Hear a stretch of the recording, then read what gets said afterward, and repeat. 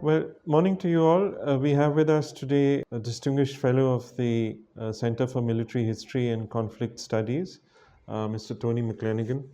And Tony has been interested in Indian military history for over 50 years now. For many years, he was the secretary and president of the Indian Military Historical Society in the UK, and he has he is the author of 3 books. His area of focus was largely on the Indian States Forces or the armies of the princely states. And his first book, which was highly acclaimed and is a seminal work in its own right, is Indian Princely Medals. This was followed by another epic work called the Maharaja's Pultons, which was done in collaboration with the late Richard Head. And this is an overview of the evolution and the history of the Indian States Forces. And the third book, which he wrote, focuses on the role of these state forces in the Great War. So, welcome, Tony. And you were here recently to attend the second edition of the Indian Military Heritage Festival that was organized by the USI. Yeah. And if I remember correctly, you chaired a panel on that focused on commemoration, remembrance, and research. Yes, on the First World War. So this was a panel with Colonel Tejinder Hundal, a serving Indian Army officer who'd written a very good, recently published book about the Indian contribution to the Gallipoli campaign. Very detailed research. I haven't had time, I have to say, to go through all his facts and figures because he's moved the numbers quite considerably. When you wrote about this back in 2013, the best guess at that time was that the Indian Army contribution had been about 5,000. And then when Professor Peter Stanley from Australia wrote his book about Gallipoli, Die in Battle, Do Not Despair, he suggested the number was closer to 10,000, but in fact, towards the end, he was focusing on maybe 16,000. Colonel Hundal comes out with 16,000, and indeed, at the end of his book, comes out with a precise figure of 16,283. So I would want to look at all the work he's done and the records he's consulted, but that is a phenomenal contribution. Now, of course, they weren't all there at the same time, but it's a battle that the Indian contribution towards it has been largely ignored or forgotten, apart from the 3 works, yours, Peter's, and now Colonel Hundal. So that was the start point of the discussion panel we had, which was about commemoration of the First World War and the contribution. But we were then extremely fortunate to have 2 of the official historians of the Commonwealth War Graves Commission, so Dr. George Hay and Dr. John Burke, and they're talking about the fairly recent, it's been going for about 4 years now, review by the Commonwealth War Graves Commission into all the names that have not been commemorated. And my own research, when writing For the Honour of My House, my First World War book, came up with at least 40 names of Indian State Force soldiers, or Indian Imperial Service Troops, as they were called at the time, who I don't think have been commemorated. They don't appear on things. So George and John talked us through the work they're doing. And then we had Professor Gavin Rand from the University of Greenwich in London, who is heavily involved with the UK Punjab Heritage Association, looking at the Punjab registers. And these are the recruitment registers, the original recruitment registers compiled in the Punjab during the First World War by district. And they show phenomenal detail. So the name of the person recruited, the village from which he came, the name of his father, the regiment he went to, if he was injured or anything like that.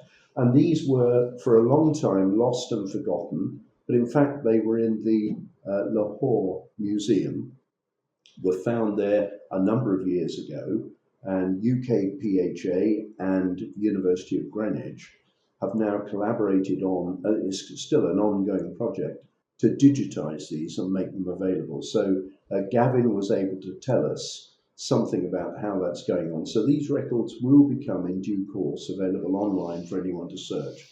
I think the interesting thing out of all of that was that Gavin's records suggest maybe 320,000 people recruited from the Punjab.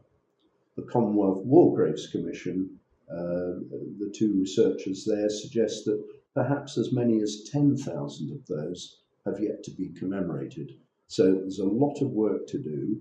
And I know that Colonel Hundar came up with some names that he says haven't been commemorated either. So that was really the thrust of the panel. We wanted to bring out the fact that there is still a lot of work to do to remember all of those who served from India, from the Indian subcontinent, in both world wars, although this was a focus just on the first. Yeah, thank you. They, I think, also made the point that it wasn't just the Punjab that they were focusing on, but the project actually seeks to look at a pan-India Yes. inputs. But of course, the main resource that is available to them are these Punjab registers, and that's why at the moment it appears to be a little Punjab-centric. Punjab-centric, Yeah. but yes, but the two of them were going on, for the two Commonwealth War Graves historians were going on from us to look at other possible registers in different parts of India. So in the hope that they might find something similar for other regions. Yes, the vast bulk of the recruitment, certainly in the early years of the war, as I think you'll agree, came from the Punjab. Yeah. But later on, as war weariness set in, as the classes that were recruited, as they were referred to at the time, the classes that were recruited began to run out of people. Then there was a need to look elsewhere, and so people were recruited from other parts of India that hadn't previously been touched. Yeah. And that's what they're hoping to find, I think. Also, they were trying to locate these village memorial tablets. Do you tell us a bit about that? Yes, well, these are tablets that were erected after the war in a number of villages, and they're on both sides of the border now. I know of some in Pakistan, and it's quite a simple text. It says something like X number of men were recruited from this village for the war, of whom Y number failed to return. And the numbers might be small, but in some cases they're quite significant. And given the size of a village at the time, all of those losses are significant, and all of them deserve to be remembered. So the village plaques have been there for a long time. The villagers know about them. I have a friend in the UK who came from the village of Dulmial, now in Pakistan, and he's long focused on his village memorial plaque. But there are these others, and George and John were looking for those to see if they could record more of them. Yeah. You also made a very interesting point. You addressed this criticism that is sometimes levied at these aspects of remembrance and commemoration, by some people who say, well, these were colonial wars, so why do we need to remember them? And I think you made a very valid point to that. Would you like to revisit that? Yes, I've long held the view, as have others, that no, the criticism, and it came out actually of Colonel Hundal's book. He had conducted a survey before writing his book of opinions. How many people knew about Gallipoli? How many people thought Gallipoli was worth commemorating and remembering? And there was quite a stunning statistic of about, I can't remember precisely, but 23 or 28% who said, no, we shouldn't remember it, nothing to do with us. They were fighting for a foreign flag at the time, the British flag. Now, on the previous day of the History Festival, I had listened to Ambassador Navtesh Sana talk about his book, Crimson Spring, which he had written. It's a novel, but it's based on the First World War, and he had looked at this sort of criticism while he was writing it. And in the discussion that he had at the conference, he said, this is completely fallacious argument. They they were fighting for the system that existed at the time, and they were fighting with honour. And indeed, that's a point that your own chief of the defence staff made in an earlier conference this year when he referred to Nam, Namak, Nishan, the honour of the regiment, of the flag, of the country. And that's what the people were fighting for. So I think that uh, that was the history of the day. That was a system under which they lived and they volunteered to serve. And therefore, I think the fact that they made the supreme sacrifice deserves to be remembered. And I think that's the effort that a lot of us have been putting in over the last few years. Yeah, yeah, yeah, yeah. I think that encapsulates that very well. Totally agree with you. As Ambassador Sarna also, I think, made the point that the blood that was shed was Indian blood, and it's a part of our history, and we cannot, not remember that sacrifice. No, and I think also, again, the Chief of the Defence Staff at this conference talking about that this is the Indian Military Heritage Yeah, Festival, and he was saying our military heritage goes right back to the earliest days and comes through the Mughal period, through the British period, through independence, post independence. It's all part of the story. You can't cut one bit out or two bits out or whatever because you now don't agree with them. We need to have the whole story there to understand the Indian military heritage. yeah, yeah. I think that's a very very valid point. Coming to your own particular area of interest and specialization, which is, India's states forces or imperial service troops, as they were earlier known. How did you start off with that? I mean, what got you interested? Well, I blame my wife. Don't be. Shortly after we were married, and that's now well over 55 years ago, she bought me a birthday present and I had a very small collection of medals at the time, and she bought me a birthday present of an India General Service Medal for the Third Afghan War, named to a Sawar in the RIS Lancers, and I was delighted with it. But when I went to the textbooks, there was no mention of the RIS Lancers or any other IS. And so it took me about 5 years to identify that IS stood for Imperial Service, so the troops maintained by the Maharajas but made available for service if needed. It took another 5 years to identify that R was not the initial of the state, but the family name of the regiment. So it was the Patiala Rajendra Imperial Service Lancers. And by the time I got to that stage, I was completely hooked. Now, no one at then had written anything about it. A little while afterwards, the late Maharaja Sawai Man Singh II of Jaipur wrote a book called The Indian State Forces, Their Lineage and Insignia, which was a great step forward. But as his son Bhawani Singh said to me a few years back, a lot of it was guesswork. He wrote around to the various rulers and said, before it's too late, what did you have? Some replied, some didn't. So it was a subject that had not been covered, and it therefore provided me with a topic of research that took, well, quite a long time. Yeah. So you've written three books. Could you tell us about them in turn, each one of them? What do they focus on? Well, Maharaja's Indian Prince, well, Indian princely Indian medals. Princely Medals, the first one, was because my interest to start with it was on medals, and I was looking at photographs of Indian State Force soldiers wearing what were clearly recognisable as British issued war medals and things, but they were wearing other things beside. What were they? Nobody knew, there was no record of it. And then I heard in the mid 1980s of the Sheesh Mahal Museum in Patiala. I had a long leave owing to me from my work, and so I came out to India, and eventually, although the Punjab was closed to visitors at the time, but I was given permission to go there and was able to gather a lot of information from there. And then I went on to other states, such as Bikaner, and met people who filled out the subject. So it's not over yet. As recently as 6 weeks ago, I was at an event in UK, and somebody came up to me with a medal that I've not previously seen from Kuch Behar.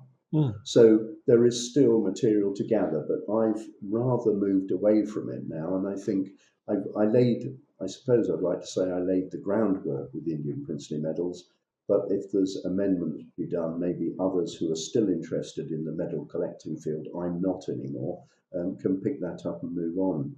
The second book, as you mentioned in your introduction, written with the late Richard Head, the Maharaja's Paltans, we had both started looking at Indian state forces. We didn't know each other, started looking at Indian state forces from slightly different directions.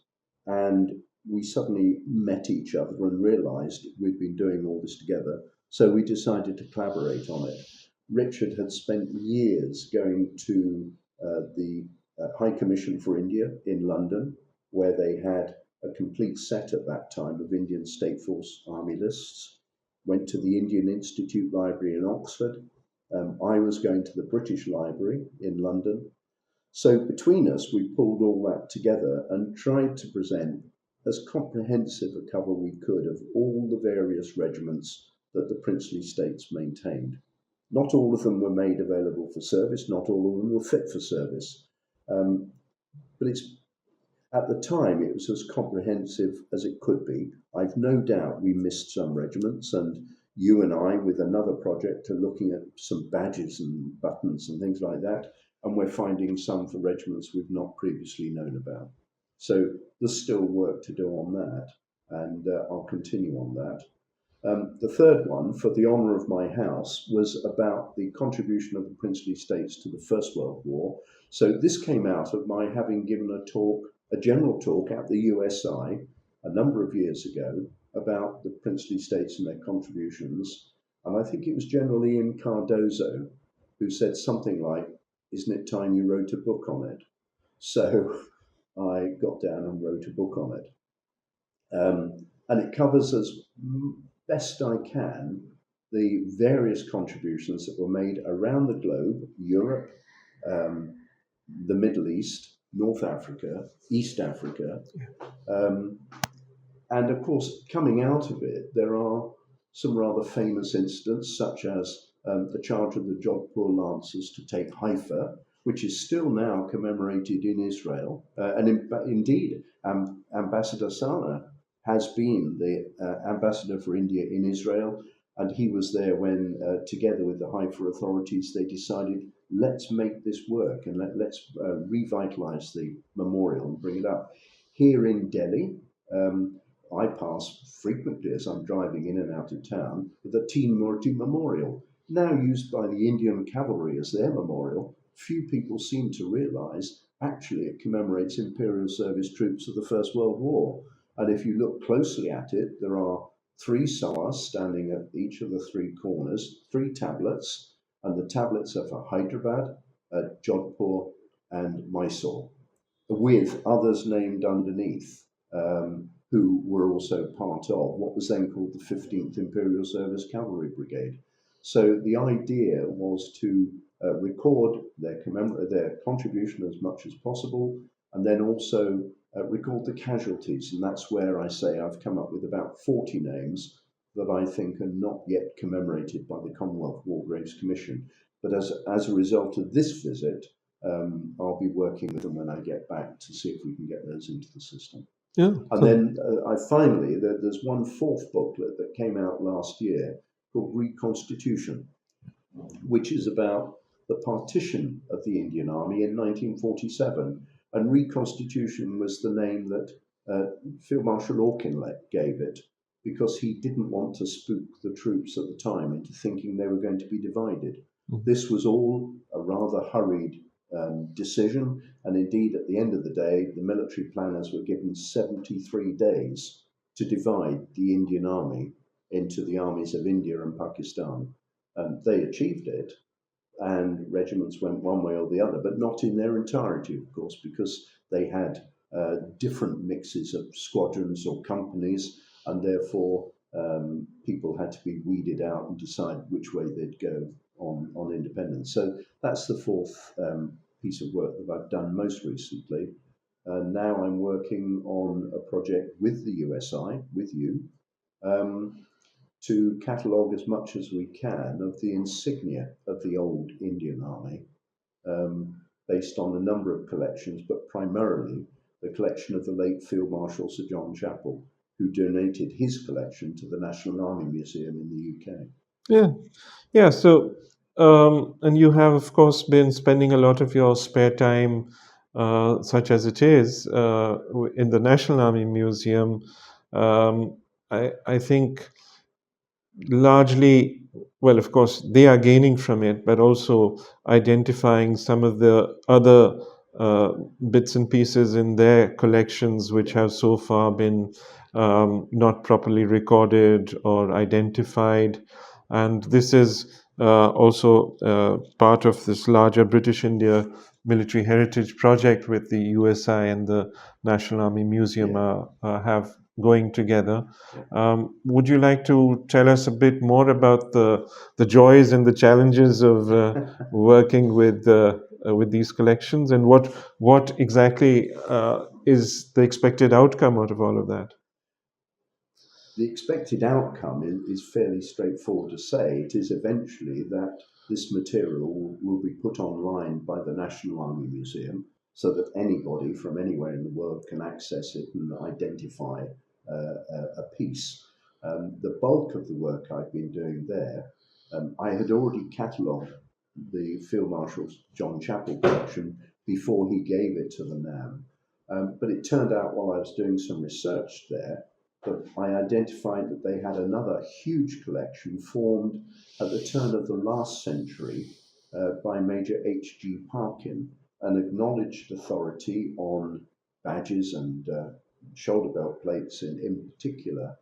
And this collection had remained unsorted, uncatalogued, unidentified for a long time. So my working on it, the eventual outcome will be to make it usable.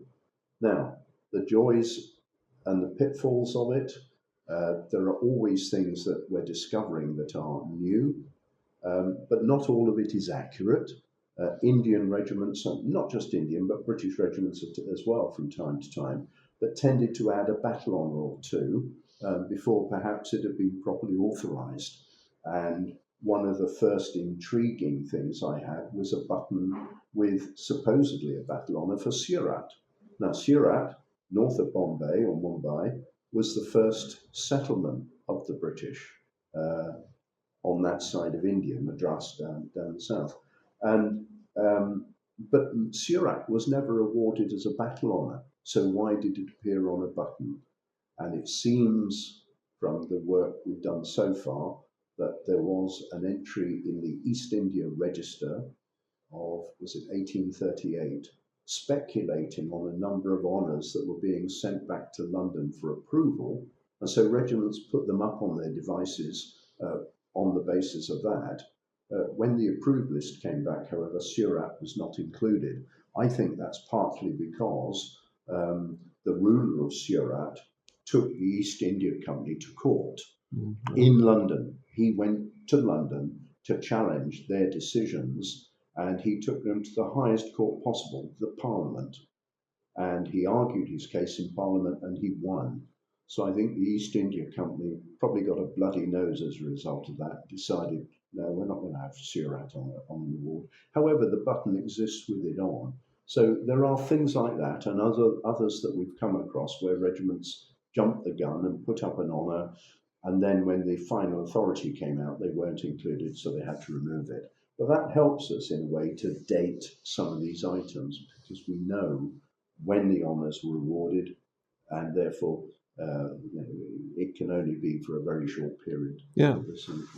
And if I may just add to what you said, I think one of the outcomes, apart from the online presence, as far as we are concerned, it's also they're going to result in a series of publications, aren't they? Yes, they are, which you, the USI, and the NAM are putting up together. And the proposal is at the moment 4 publications. So the first one is looking at shoulder titles, and the date 1885, which is when khaki became common use, and the shoulder title, the metal tag worn on the shoulder, was probably the most common form of uniform worn by anybody. Everybody wore one.